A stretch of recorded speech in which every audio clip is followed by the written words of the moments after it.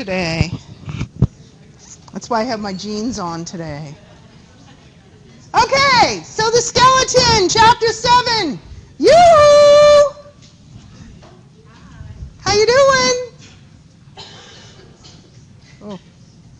So chapter 7 is the skeleton. What I want you to know from this chapter is basically be able to describe in words where every single bone in the body is. 206 of them, ish, yes? Why do we say ish? Well, there's 206, yeah, and some, in that 206, sometimes we'll see a bone twice. Like if I put my hands beside or on either side of my head, what bones are there? You do know? They're called parietal bones. There's 2 of them. So they'll come up twice on my list of 206. Sometimes we see extra, some of us have extra bones. Did you know that?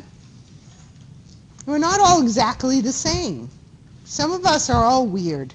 We have extra bones. We have might have things that are in places that they shouldn't be. We're not all exactly the same.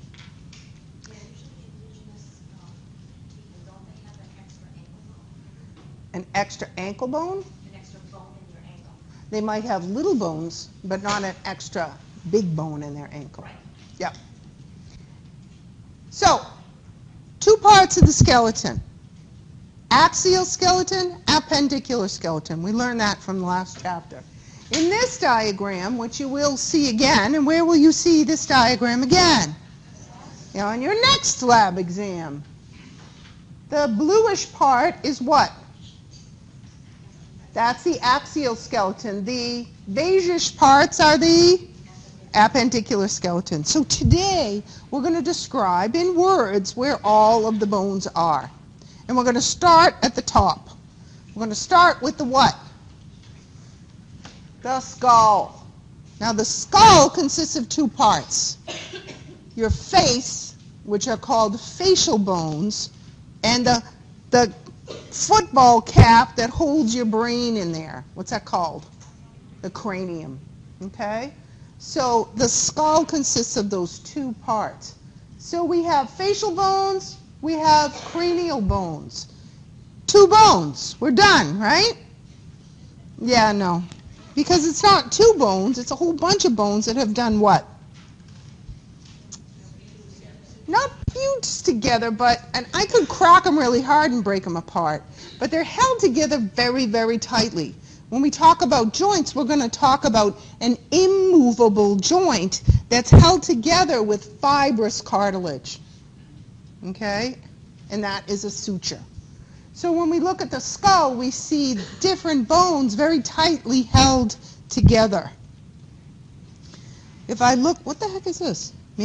Cavities. So we look at major cavities, spaces in this housing. We see the orbit of the eye, and that's actually made from, does anybody know how many bones make up the orbit of the eye? 7. 7 make up that little socket where your eyeball sits. We also have spaces in the nasal region. And what's in there? It's a bunch of epithelial tissue, some mucus. Why do you think there's mucus in there?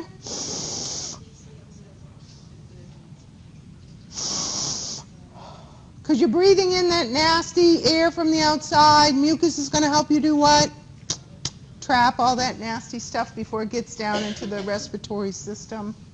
And the other thing we're going to find there is all these little ridges. When air has to come in and go through all those little ridges, what do you think happens to the temperature of the air? It's going to heat up. It's going to increase. So we see some concha, inferior nasal concha, little bones projecting from some of the other bones we're going to talk about that help to increase turbulence when I breathe in through my nose. Then we have, it's called the mandible. It's the only what? It's the only movable joint in the skull. The other ones, we don't want them to move so much, yes? So we see the mandible as well. So those are some of the spaces.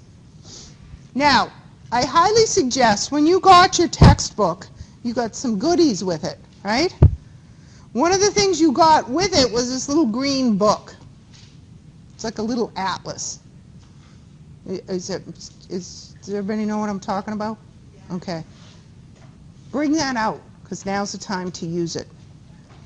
When we look at the bones in the chapter, they're all beautiful and colored. Yes, some are beige and some are purple and some are blue. Are bones, do they look like that? No. When you study them in lab, are they going to look like that? No. In your atlas, you have bones that are in their natural form and not all the beautiful colors. So that's the book you want to use to study these bones. I don't want you to learn the bones based on the colors. Do you know what I'm saying? Because you won't do so well in that lab exam. But it's nice for us to go through them for the first time. So in the cranium, and that's the thing that holds your brain, we have frontal bone. See it? Then we have two what? Parietal bones, one on either side. They fuse up here. Then we have an occipital bone in the back. So those make up what? Is that it for the cranium? No. Because we have to have a floor, right?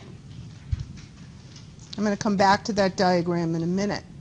The other thing we're going to have to learn from this chapter is those places where the bones come together in the skull. Those are called sutures. So one that comes down this way, holds together the two parietal bones, is called the what? It's called the sagittal suture. The one that meets parietal bone to occipital bone, what's that called? It's called the lambdoid suture. You see that in this diagram? So you need to know your sutures. There's one over here called the what? I don't know if it's in this diagram. One thing about this book, it's all over the place, unfortunately. Oh, there we go. What's the one? Side squamous suture. That's between the parietal bone and the... Why did I just do this? What bone is that? I just put my fingers here. This is the temporal bone. So the parietal and temporal bones meet at the squamous suture. Okay? Then we have the temporal bone and the occipital bone that meet at the what? Occipito-mastoid suture. Now, where the heck did mastoid come from? I got the occipital part. See this little thing that sticks out? When I have something sticking out of a bone, it could be called a what? Process. Remember that list you had to memorize from the other chapter? This one is called the mastoid process. So that suture right behind it is called the occipito for the occipital bone, mastoid suture. Okay? So, who else do we have besides the temporal bone in the skull? Let's look at some of these pretty ones in the front.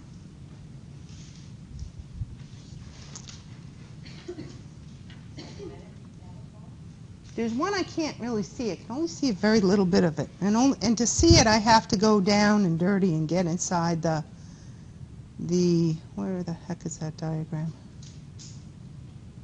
Oh, I can see it here. Where's the cap? There we go. So I got the parietal bones, and I got the occipital bone, and I have the frontal bone. But how about the base of the skull? Yeah, there's this weird-looking bone here, this pink one here.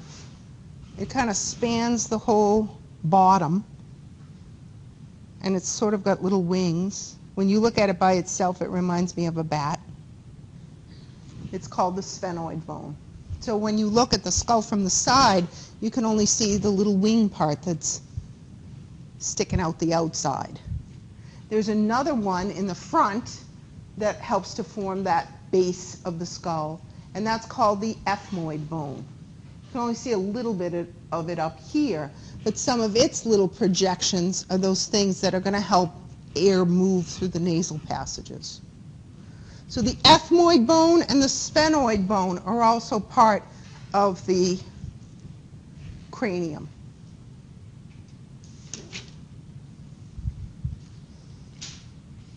So here's a temporal bone all by itself, and there's little parts of it that stick out. This one that sticks out kind of reminds me of, and this is how I remember it, it reminds me of those nasty, horrible high heel shoes that I truly hate with all of my being. Stilettos, yes? Styloid process. Process is something that does what? Sticks out. I have another thing that sticks out here. We're going to call it a process. But what is this bone's name? No, this bone is the temporal bone. Well, why do we call it the zygomatic process? Watch this. Again, because of this, these diagrams aren't so nicely put together. The zygomatic process on the temporal bone meets the what? Zygomatic bone. Well, guess what they call this thing that sticks out here on the zygomatic bone? The temporal process of the zygomatic bone. So the zygomatic bone we'll talk about when we talk about facial bones. So, facial bones. Let's get to them. I'm just going to have a quick peek in here so you can see the inside of the skull. Again, we see the frontal bone that spans across the whole forehead. Then we see the parietal bone, the occipital bone, the temporal bone, the sphenoid bone, and then what happened to the ethmoid bone? See it here? When I cut it sideways, it looks like this big flat plate. It didn't look like that little weird thing with the dots in it in the base of the skull.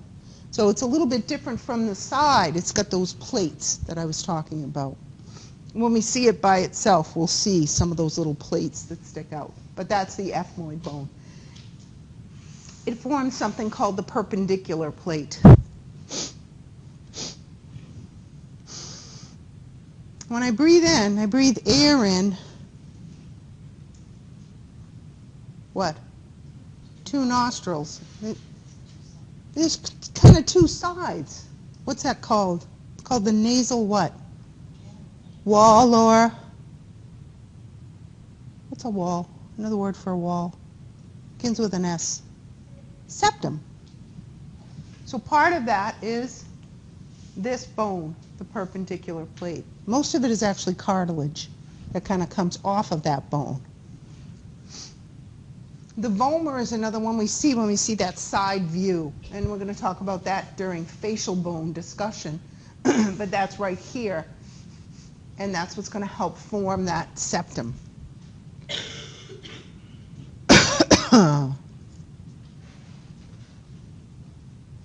So let's get to the facial bones. So there's my temporal bone. Here's my sphenoid bone. Doesn't that look like a little flying creature? See its face? The body looks like the face, and then we have wings here. Yes? We happen to call them wings. One's called the greater wing, one's called the lesser wing. And that's at the base of the skull, the sphenoid bone.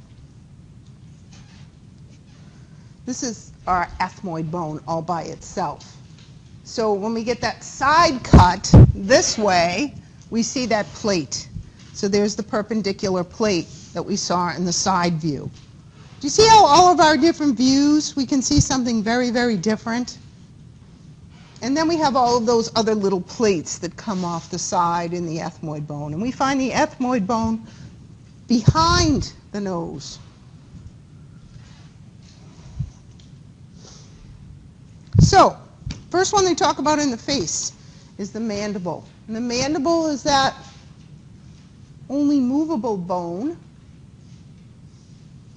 Different markings. We're going to give you a list of the ones that we want you to know for lab. But different markings represent different things.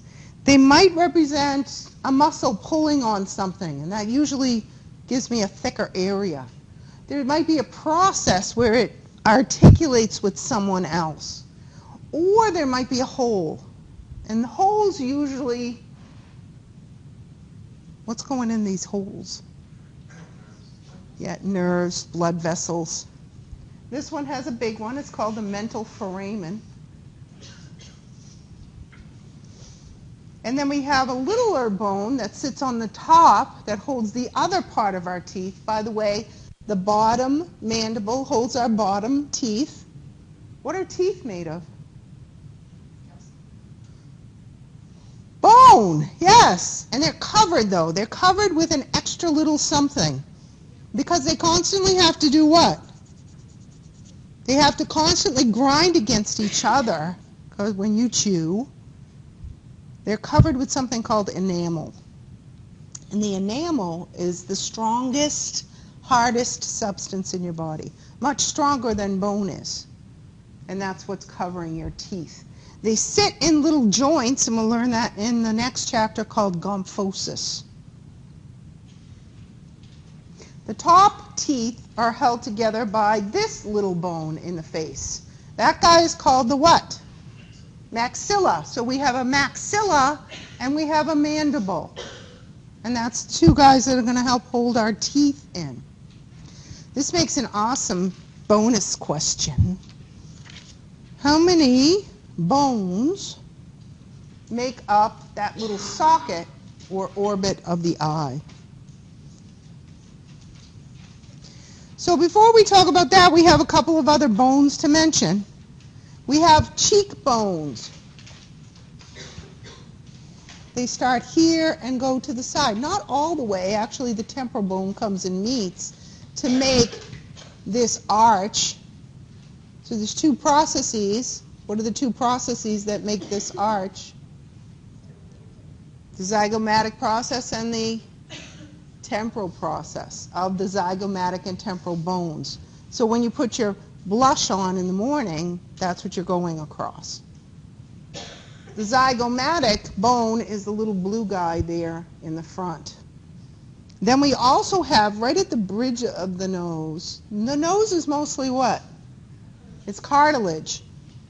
But right here at the bridge, we have two tiny little bones that fuse or suture together to create the nasal bone.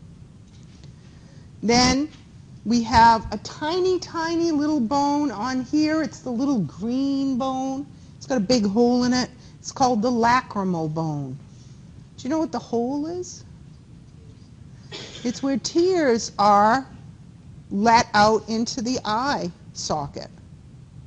Do you know what the gland is called that makes tears? It's called the lacrimal gland. So now do you know why the bone is called the lacrimal bone? Bones and their names make a lot of sense because they have to do with either what's sitting underneath them or they might be named for their place in an area. The other one that is you're going to see here is actually at the base of the skull. It's called the Palatine Bone, and it sort of looks like a little horseshoe. We can't see it here. We can only see a very, very, very tiny little part of it. Did anybody find it? It's way, way in the back, and it's kind of this tiny little part. It's actually here. If you take your tongue and you rub it up against the roof of your mouth, you all of a sudden hit a bump way back. That's the Palatine Bone, and it sits up like this. So the little tiny, tiny piece of it makes up the orbit of the eye, and that's the Palatine Bone. Then the vomer, which doesn't make up the orbit of the eye, but that's the guy that helped me with the nasal septum. And the inferior nasal concha, one of those little side plates that help to mess with air coming in. All right, so which bones make up the orbit of the eye? Let's go through them together. Who's this? The frontal bone. One at the base of the skull. Sphenoid bone. Who's this? That's the zygomatic bone. Who's this?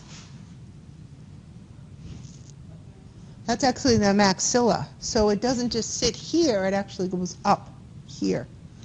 So that's the maxilla. Does the nasal bone make up the orbit of the eye? No. Who's the green bone? Lacrimal bone. Who's this guy? The brownie guy. That's part of the ethmoid bone. Do we have 7? One more. Don't forget this little guy. Who's that? The palatine bone. So, frontal, sphenoid, zygomatic, maxilla, lacrimal, palatine. Who am I missing? The brown one. Ethmoid. 7. Yes? Make one up. That's the best way to learn a list like that. Make up your own little saying. If you make it up yourself, you'll remember it better. It doesn't necessarily have to be clean, but make it up yourself. So that's the actual orbit of the eye. When we look at the skeleton, that doesn't have all the beautiful colors in it. And the orbits are going to hold the eyes. That big hole in the back that you see, the superior orbital fissure. What do you think goes back there? The optic nerve. Okay? So the optic nerve is going to pass through those spaces in the back. This is a side view of what? The bones of the nasal cavity. Now, spaces in bones are going to allow me to resonate. What does that mean? Am I loud? Go ahead, be honest. Yes, I am. Why am I loud? So the people in the back of the classroom won't do what? Fall asleep. So I can project my voice so you can hear me. Why am I able to do that? Because I have these spaces in my bone, in my facial bones. When I project my voice, these sinuses or spaces in the bone are going to allow me to project my voice further. Have you ever had a cold where all your sinuses are filled up? What happens to your voice? It gets kind of what? Everybody's like, oh, you have a cold, just by listening to your voice. What happens to your voice? It gets like jumbled and muffled almost. You can't talk as loud. Why? Because all of those spaces that would normally allow you to project your voice like a drum head are filled with what? Fluid. And they're not going to let you project your voice. So we see some of those spaces. We have some in the sphenoid bone, and those are the sphenoid sinuses. So again, we're going to take a section and look at the bones there. So that wonderful top bone that holds in my teeth, what was that called again?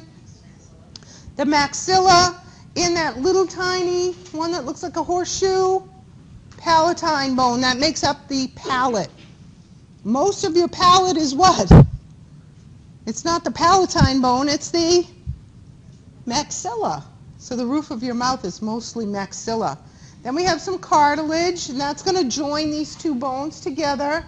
So we have the perpendicular plate of the ethmoid bone. And what's that blue bone down there that kind of looks like an arrowhead? That's the vomer, and that's what's going to make up that septum. Again, most of it is cartilage. And we also have some sinuses in the frontal bone. And then what's that green thing up there? That's another little bone that we see in that nasal region called the inferior nasal concha. So that's my nasal region. Boy, we're spending a lot of time on the head. A lot of bones in the head, huh? So sinuses, we see them in this diagram. We have them in the forehead and the frontal bone. That ethmoid bone, that was kind of a no-brainer. Look at all the holes that thing had. There's tons of little sinuses there. Then we have some in the sphenoid bone, the one that sits at the base with the wings. And then we have some in the maxilla. When those get all filled up, have you ever had a sinus infection and your teeth hurt? Now you understand why. Because where do we have a big group of sinuses? Right in the maxilla, and those are holding those top teeth in. So those sinuses are important for projection.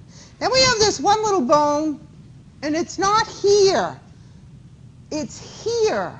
You can't feel it because it actually holds your tongue muscles in. That one looks like a, well, when you look at it like that, it looks like a little devil, doesn't it? But this one's called the hyoid bone. And again, you can't feel it because your tongue muscles are wrapped around it up here in your neck. This down here, what's this? That's not even a bone. What is it? It's your voice box, your Adam's apple. It's actually cartilage. We'll talk about that when we talk about the respiratory system. So again, the wonderful tables go through all of the bones in the skull. Yes?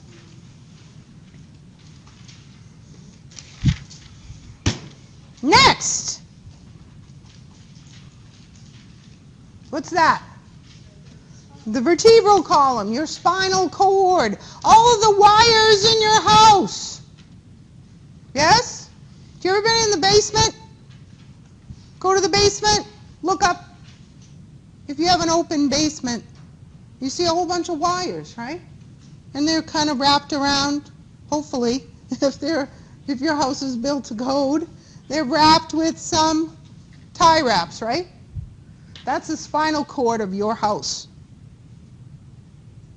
This is your spinal cord, feeding power, information, messages through the central nervous system to the outside parts, the peripheral nervous system.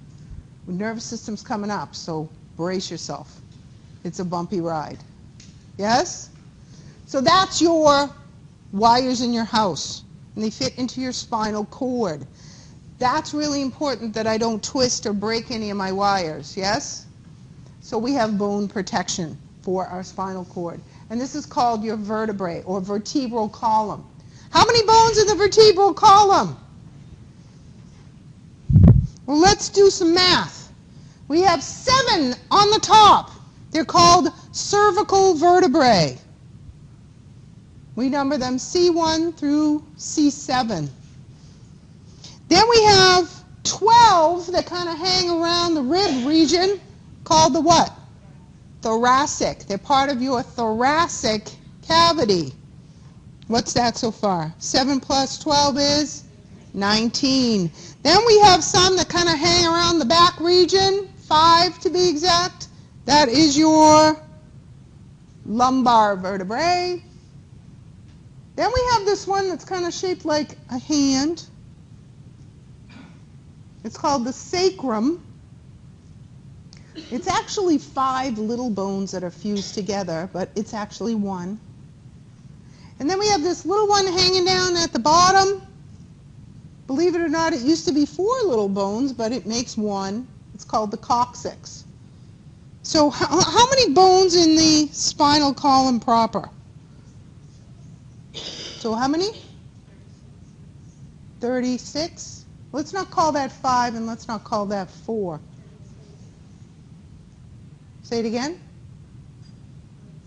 26. Is that right? So 7 and 12 is 19 and 5 is 24, 25, 26. Yes? Now why are they all separate? Why do we have that many bones? I mean, why can't we just wrap them all around? And yeah, I need to be able to move, right? I need to be able to bend over. I need to be able to grab. I need to be able to twist. So what do I have between each of the bones? What kind of cartilage? Fibrocartilage, right? And what do we call those things? Intervertebral discs. When I start messing with the shape, and the shape is actually like an S. If you look at this diagram, it talks about curvatures. Your spine shouldn't be straight up and down. Remember we said bends and things are going to help? The whole walking upright thing, not such a good design. And as you get older, you'll figure that out. It's best to probably do what?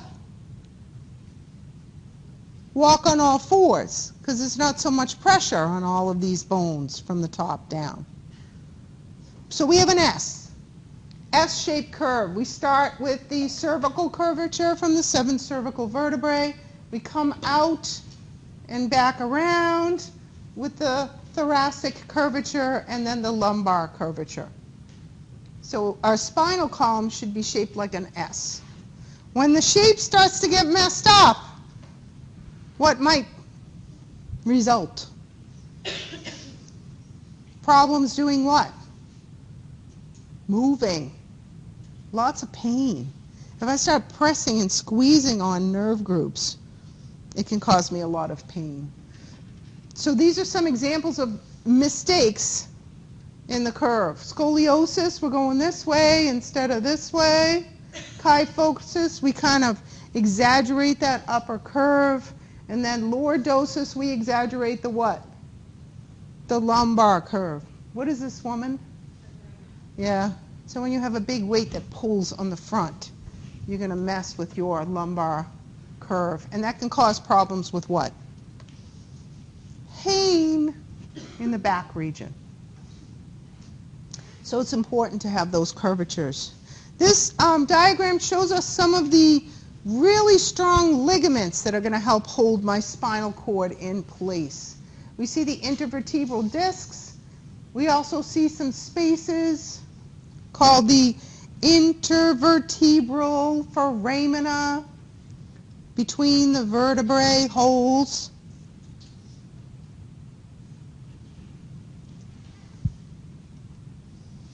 When we look at the disc itself, and I think we talked about this in classes, it kind of looks like a hockey puck. So if you're bored someday and you want to pull apart a hockey puck, you'll see it's not solid. It's actually got a little softer space in the center. So does your intervertebral discs. They're called the pulposus. Excuse me. And that's that center region there.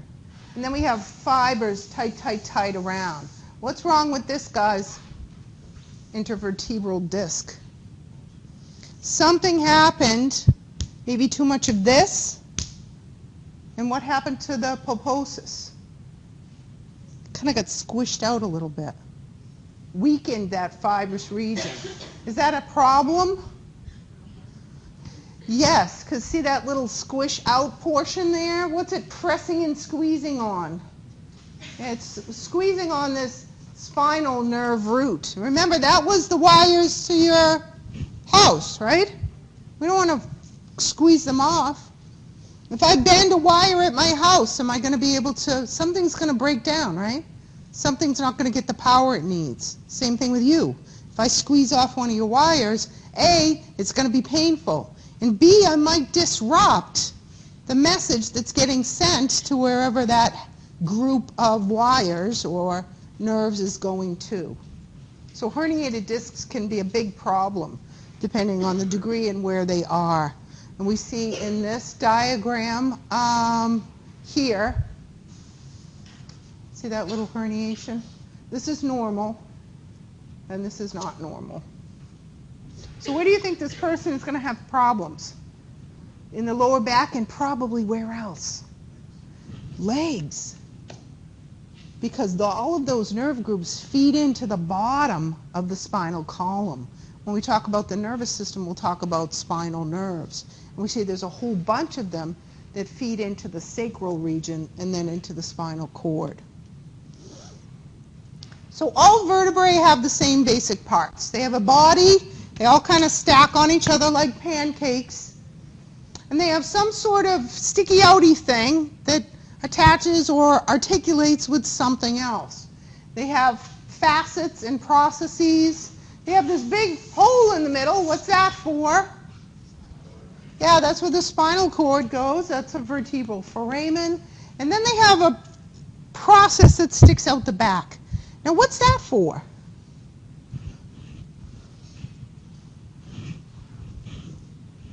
What do you think's attached to those? Muscles, yes? So those processes, they have ones on the side, transverse processes that might be articulating with something else. So we'll talk about each vertebrae and their differences.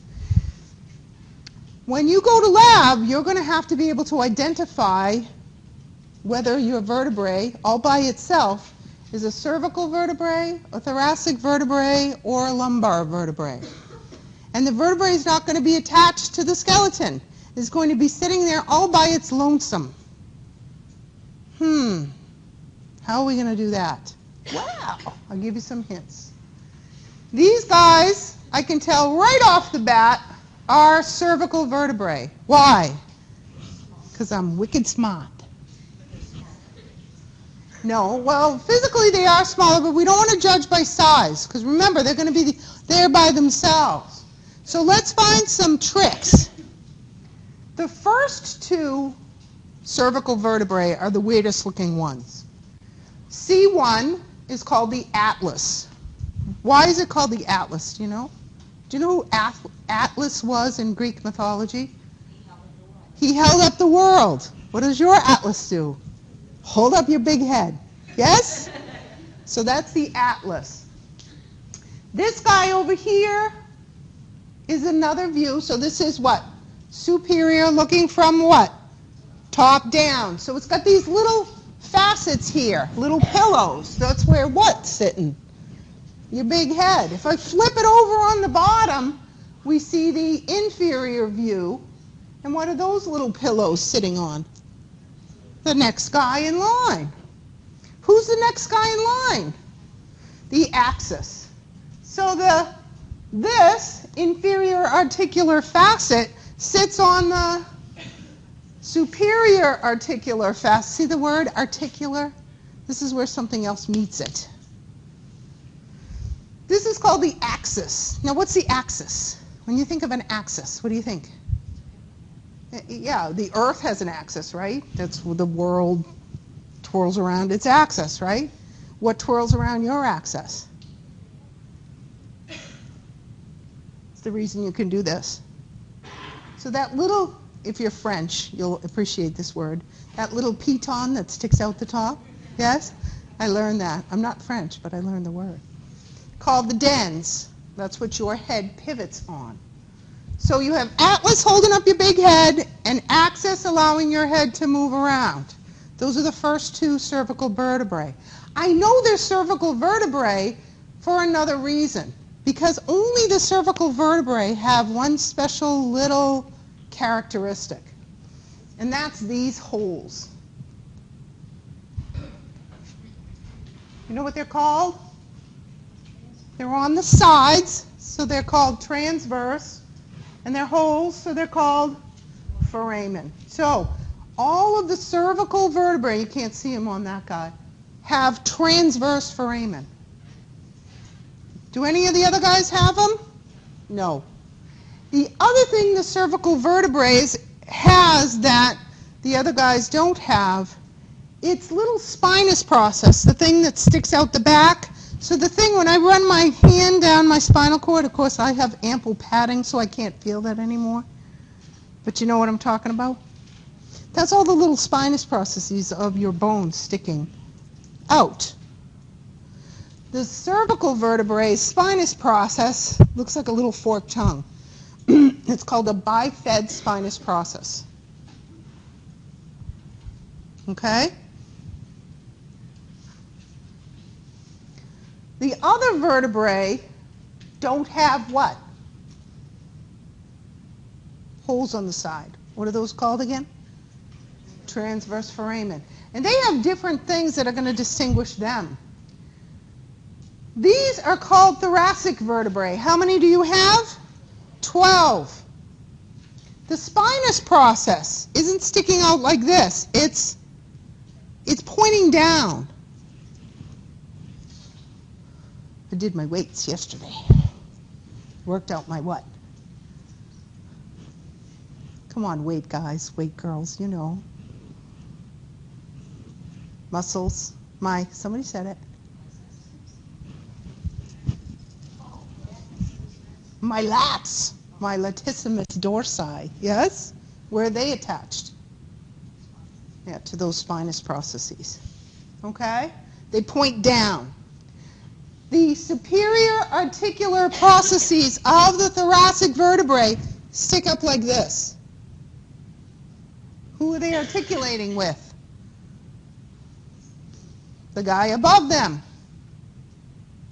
And then their transverse or costal facets, the ones that transverse to the side, stick out a little bit unusually. Now those guys articulate with who? The ribs. I have 12 thoracic vertebrae. How many ribs do I have? 24. Very good. One on this side and one on that side of each of your 12 vertebrae. That's going to make up your thoracic cavity. Doesn't that look like a giraffe? Yes, it does. I call these thoracic giraffes. And it's because of those little figures. So this guy down here, these are the biggest, strongest. What are these vertebrae? These are the lumbar vertebrae. So no longer does my spinous process point down, it points out like this. And it's thick. They look like a moose. Lumbar mooses. Thoracic giraffes, lumbar mooses. Yes? Mooses. No mises, mooses. Moose. It's just moose. It's a good thing it's not an English class. All right, so go with the hint, all right? So it looks like a moose because of the processes being a little bit different, and the spinous process especially. All of them have bodies except for who? Did you notice that? Who doesn't have a body? Yeah, the cervical, C1, the atlas. So it doesn't have that big body. It's got a little teeny, like, tubercle. All of them have the big holes. What's the big hole called? Not transverse. Big hole in the middle. The vertebral foramen. Yes? So know your vertebrae. Who's this? That's the sacrum. What's all the holes all about? Yeah, big nerve groups feeding from your lower limbs come into the sacrum and into the spinal column proper underneath. So these aren't really the spinal column, but they are part of the spinal column. Then we have this little guy, what's that doing for me? Why is that there? I mean, really, do we need that? Maybe we needed it at some point. We don't really need it anymore. Usually it's a pain if you fall down. You ever go skating and like, childbirth sometimes. That's pretty much all that's good for. So that's the coccyx. Anterior, posterior view. All right, so now we're into where? The thoracic cage. So along with the behind part, which is the spinal column, we have articulating for those 12 vertebrae, 12 pairs of ribs that are going to form the thoracic cavity. Along with the 12 pairs of ribs in the spinal column, who else is going to help me out here? The sternum. So the sternum, a flat bone, has different parts. We have the top called the manubrium, the long part called the body, and then this little thing that hangs off the bottom called the what? Xiphoid. And when you take CPR class, you've probably heard that, right? Do we want to be pushing on the xiphoid? Yeah, no, it's you probably break something. Where do you want to put your hand? On the body. Yeah, on the body. So that's the sternum. The ribs, when you look at them in the box, you're going to say, looks like somebody cut off the ends of these things. Why did they do that? Did they do that? Well, your bones are going to be plastic, so yeah, they did that, but when you look at real bones, it looks like that too. In the front, why does it look like that? Yeah, in the front, it's actually cartilage that meets the sternum. So the bone itself doesn't articulate with the sternum, the cartilage does. And you see that nice smooth cut. So that's how you can tell the front of a rib from the back of the rib. That thing that looks like somebody took a knife to it and cut it off, that's the anterior portion of the rib. The bumpy stuff, that's the posterior portion that's going to articulate with the thoracic vertebrae. So, ribs, 24 ribs, 12 pairs of ribs. The first 7 directly articulate with the sternum, starting way under here. And there's a bone that kind of goes over that first set. Does anybody know what that's called? Clavicle. We have our first, second, third, fourth, fifth, sixth, and seventh that directly articulate with this bone through cartilage. Those are called true ribs. Everybody else, these two guys like are hanging out by themselves, but 8 through 12 don't directly articulate with the sternum. They come in and they join the cartilage here. So 8 through 12 are called what? False ribs. And the 2 down there also have another name because they're like just hanging out. Those are called floating ribs. So 1 through 7, true ribs. 8 through 12, false ribs. And the bottom 2 are called floating ribs because there ain't no cartilage there. So you can see why the thoracic vertebrae have the different transverse processes and facets, because they articulate with the ribs. Who's this guy? So are we still talking about the axial skeleton anymore? No, we're into who now? We're into the stuff that does what? Hangs off the middle. So now we're into the appendicular skeleton. So this moves quite a bit, doesn't it? In order to do all of that stuff, I got to have a nice rigid foundation. So these guys are going to be my front support. These guys are called the what? These are the clavicles, and they're here in the front. So remember I told you that first rib goes underneath it? They're here. They articulate with this back support. What's the back support? That's the scapula. And they make up the shoulder region. The scapula is a weird little bone. It's kind of half irregular, half flat. It's got a nice little socket, nice and smooth. What articulates with that? The humerus. And what is it called? It's called the glenoid cavity. Then it's got some sticky outy bones. And what do you think is hanging off of those? Oh, and a whole bunch of what? A bunch of ligaments and tendons to hold muscle to bone and bone to bone. Because there's a lot of movement in there, yes?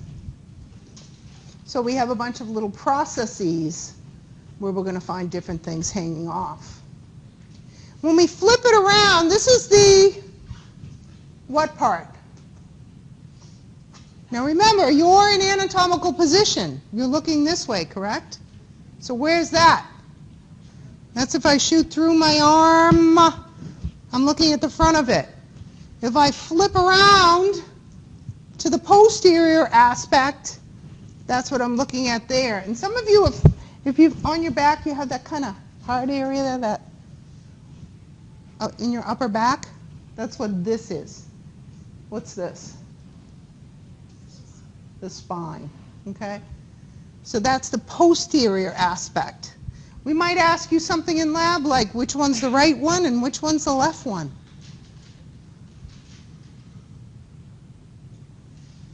Well, it says it on there, but how do I know? You're going to actually have to pick up that bone and figure it out. So remember little things like the spine. The spine is in the back. So I know when I pick up that bone and I hold it like this, I'm going to make sure the spine is in the back. Now if I took this bone and I said, well, it's my left one, I'm going to have to take that back part and put it here. That means my arm is coming out of my neck. No? Yes? So in lab, learn these little tricks, because these little tricks will help you identify the bones. You know that little cup or cavity is where the humerus articulates. And you know I have to hold it this way so the spine is in the back.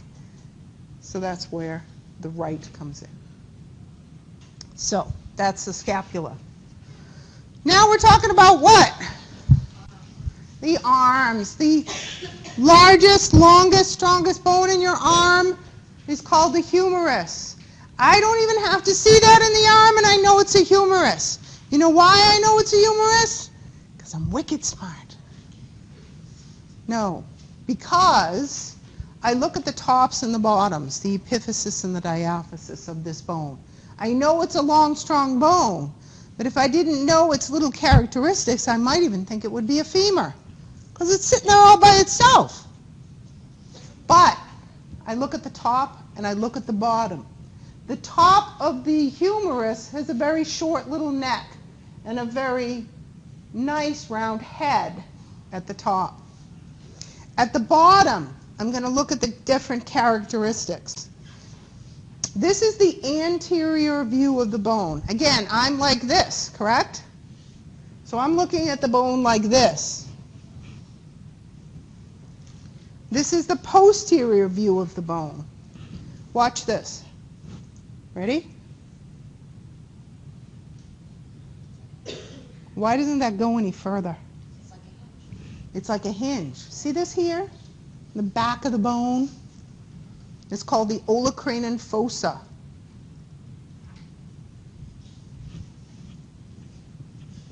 What's there?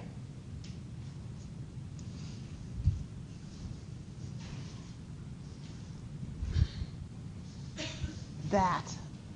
See that over there? It looks like a little scoop. It's called the olecranon. What is it? What bone? These two bones down here.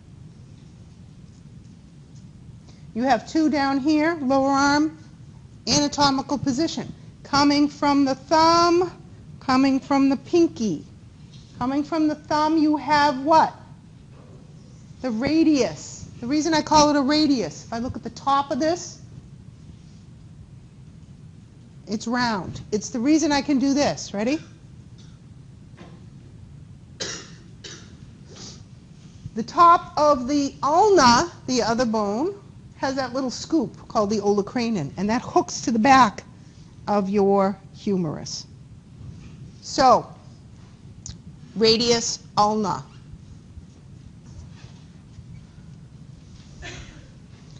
Now, the reason I can do this is because I have a whole bunch of bones in my wrist. 8 of them, to be exact, in your wrist. Are you going to have to know them? Yes. Where are you going to see this again? Lab exam. So 8 of them in the wrist allows me to do all kinds of amazing things.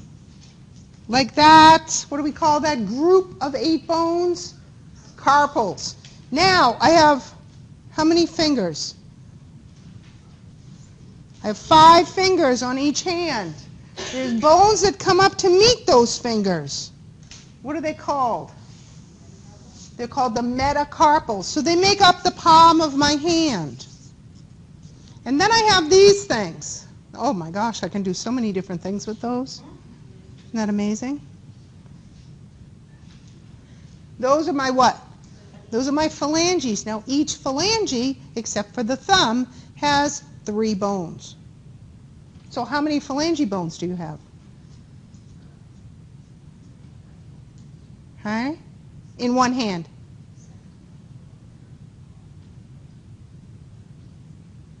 12? You only have 12? I have 14. Don't forget the thumb. My goodness. Just because I have 2 doesn't mean I should be left out. Yes? So that's the phalange bones, and they start 3 of them from the top, middle, and bottom. So we call them distal, furthest away from what? In this case, the midline, middle, and proximal, closest to the whatever we're talking about. Happens to be the hand in this case. So phalanges. 3, see them? 3 and 2. So 14 all, 28 in the hands. We articulate with what? What's this? The radius. So remember, when I follow my thumb down, when I'm holding my hand like this bone is what? The radius. Only when I'm holding my hand like this. Watch. What just happened?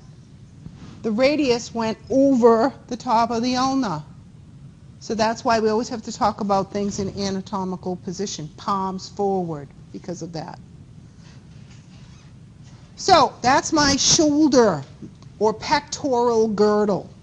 And it consists of these bones. Now, what's this? Hip bones. Your pelvic region. Made up of 2 big, huge, actually more than 2. It's actually 6. But 2 sides, because 3 of the 6 bones on either side have kind of fused together. Very similar to the frontal bone, for example. We only see 1, but it actually came from 2. This is the hip bone or coxal bone. The coxal bone is made up of 3 bones. The ilium, and that's this. When you put your hands up here and you feel that, that's the what? Iliac crest, it's called. Then we have the fossa, the nice deep plate part of the bone. Then in the front, they hook here with the pubic bones, the pubis. And then you sit on your what? You sit on your ischiums. So the ilium, the ischium, and the pubis make up the coxal bone. You have 2 coxal bones that make up your pelvic region. And we form this pelvic bowl or pelvic brim with the help of the sacrum and then the front connection, which forms the pubic arch. Now, we can see the nice colors there. 3 different bones, creating the coxal bones. So anybody ever watch Bones? Love that show. How can I tell the difference between a male and a female skeleton? Real quick. The arch. What arch?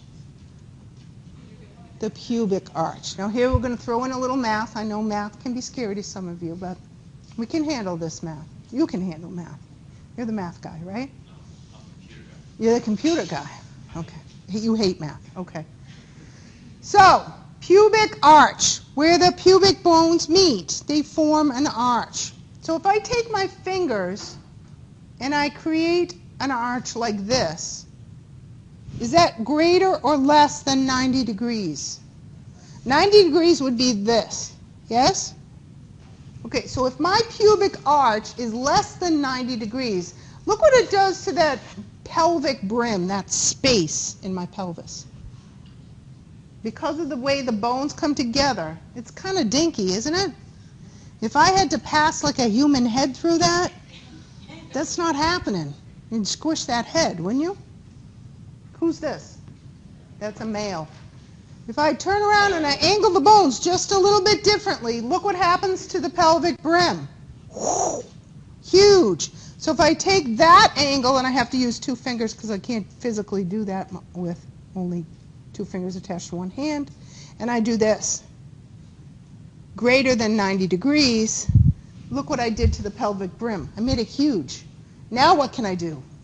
I can pass a big old head through that. Who's this? That's the female. The bones also have other characteristics. Male bones tend to have more pronounced markings because they tend to have a larger muscle mass. So we'll see different markings. But that's the easiest way to tell really quick, is the pubic arch. Males, less than 90 degrees. Females, greater than 90 degrees. And then we see some other characteristics because of those arches as well.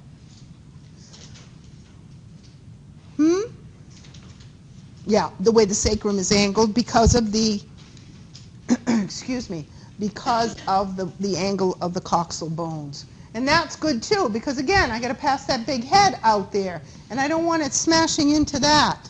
So it'll give me a little more space. Unfortunately, sometimes, yeah, that would never happen here, right? Yeah, no. No, because if they had babies, there wouldn't be any people. There wouldn't be any people. We won't go into that discussion. So, after the pelvis and pelvic region, we talk about the things hanging off of it. What are these guys? The lower limbs. Longest, strongest, femur. How can I tell that's a femur? Geez, it kind of looks like a humerus to me, but no, there's something different. Yeah, look at the long neck at the top. So the neck is much, much longer. The bottom is also different. Anterior is front, posterior is back. So when I look here, I got this, do you have this little wiggly thing? What the heck is that? That's called the patella. Kind of looks like an almond at the front. But it sits and rubs here on the front, bottom of that bone. What's that called? The distal portion of the femur anteriorly. This is science speak, yes? But you could, because you understand the language, you're okay with that, right? Yeah. But see how it just, I got that right out real quick? What is it called? It's called the patellar surface, because that's where the patella is. What do you think I have a patella? What is a patella? Yeah, it's like your kneecap, but it's also called a sesamoid bone. Not a sesame bone, a sesamoid bone. And it sits in ligaments. And you know what it does? It helps to reduce the friction and tension, because there's a big ligament here. And if I didn't have that sesamoid bone, chances are it would stretch out and maybe even snap. So sometimes we'll see bones kind of embedded in certain ligaments. Sometimes we'll see them in sutures. Remember I said you had extra bones? Sometimes you'll see little sesamoid bones in some of the sutures in your head.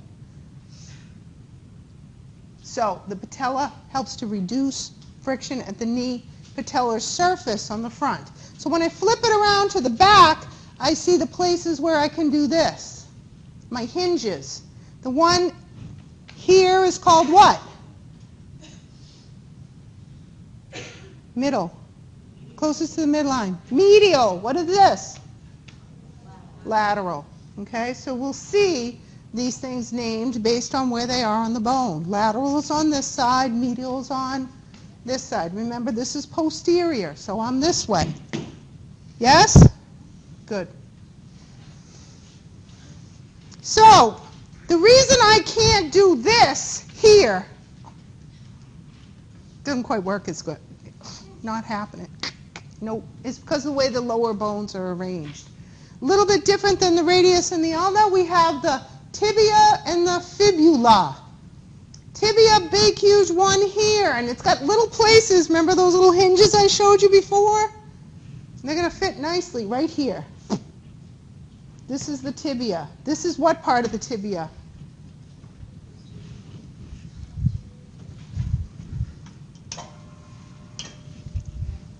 Posterior, back. Anterior front. Anterior front's got some little, feel down here?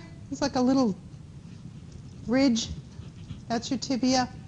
We'll see those markings. They're called the tibial tuberosity. The fibula, almost like the radius in the arm, hangs where? So this is posterior. Where's my fibula? Yes, this is anterior. Where's my fibula? Yes, it's lateral. See that on my skeleton? You know when girls, you'll know what I mean, shaving your legs? Oh, all of us have ripped a giant hunk of flesh off shaving our legs right there. Yes?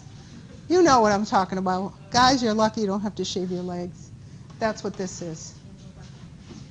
You also have one if you feel in here. There's a sticky outy thing too. And that's what? The medial malleolus. So the medial malleolus is on the tibia and the lateral malleolus is on the fibula. The reason I can't do that with my legs is because they're tight, tight, tight, held together by a whole bunch of ligaments. What's on the end of my extremities in the lower region? The foot. Very similar makeup to what? We have tarsal bones that allow me to do this. Yes? Except one of them is really big. So I can't do it as well as I can do that, but I can still do it. How many tarsal bones do I have? 7. 8 in the wrist, 7 in the feet. And the reason I remember that is because, see this big one down here, calcaneus? I've remembered it by saying this guy takes up 2 spaces. He's really big. So you can only fit a certain amount. So there's less in the foot than there is in the hand. Are you going to have to know those? Yes. Where will you see that again? On your lab exam. So, same kind of setup. We have the tarsals in the feet. Then we have this portion of our foot. Just like this portion of our hand. What do we call them? Metatarsals, because it's the feet. And how many phalanges do I have on each foot? 14. So, big toe is what? 2. Everybody else, even that little pinky toe, is 3. So see the little pinky toe? That distal phalange on the pinky toe? It's so teeny tiny, but there's still 3. Your feet also don't lay flat like your hands. You can't do that with your feet, can you? At least if you can, you're going to run into some problems. Anybody flat-footed here? Problems. Any problems? Like foot pain. It's hard to stand up for really long periods of time because your feet really start to ache. The reason is your feet, your bones in your feet should have very distinct arches. The reason, so you can, remember I said bent things can handle more pressure? When I flatten those arches out, it's going to hurt to stand on your feet for long periods of time. So you have very specific arches. The bones are arranged. You have a medial, you have a transverse, and you have a longitudinal, lateral longitudinal arch. So these are the bones in my lower body. When you were born, or before you were born, while you were developing, all these bones were developing. Intramembranous ossification. Remember that? So you had a lot of membrane associated with some of these bones that you see fused together as an adult. Those membranes are called fontanelles. And let's see where some of them are. Well, we have a frontal bone, and what's behind it? Anterior is what? Front. Anterior fontanelle. We have a posterior fontanelle. We have a sphenoidal fontanelle. We have one with that mastoid stuck out. Mastoid fontanelle. So know your fontanelles. What happened to this adorable baby? Yeah, what bone is this? Your maxilla actually came from two bones. And when they don't come together and form properly and leave a hole or space, what do we call that? There's a cleft there, there's a space there, and that's called the cleft palate. That's going to be a problem because the nasal passages are right above there. So that's a problem, and that has to be repaired, otherwise baby's going to run into some serious problems when they get older. Such a cute baby! What happened to its spinal cord? Something's wrong.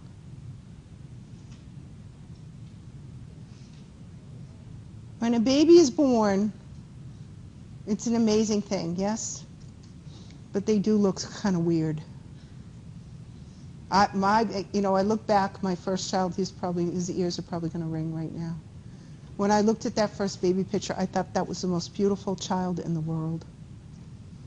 Now I look at it and I say, wow, he looks like a lizard. There's a couple of things that aren't quite developed when you're born. One of the things is your spinal curvatures. So you go into that newborn and you pick it up, and the mother, if she's really kind of scared of everything, watch its head! Because its head kind of flops around. Why? We don't have the cervical curve yet. So the spine isn't an S yet. It's a C. And as we get older and develop some of these muscles, Popeye's here, and muscle tone will start to develop the proper curvatures. That's when your child, when some of those muscles start to strengthen as they get older, that's when they can hold their head up on their own. So we have that C-shaped spine rather than the S-shaped spine. The other very distinct thing, and notice this in the newborn next time you go to visit somebody's newborn in the hospital, they don't have a chin. That's part of the whole lizard look, yes? They also don't have eyebrows either. Notice that. But see the newborn versus the adult? What happens as you get older?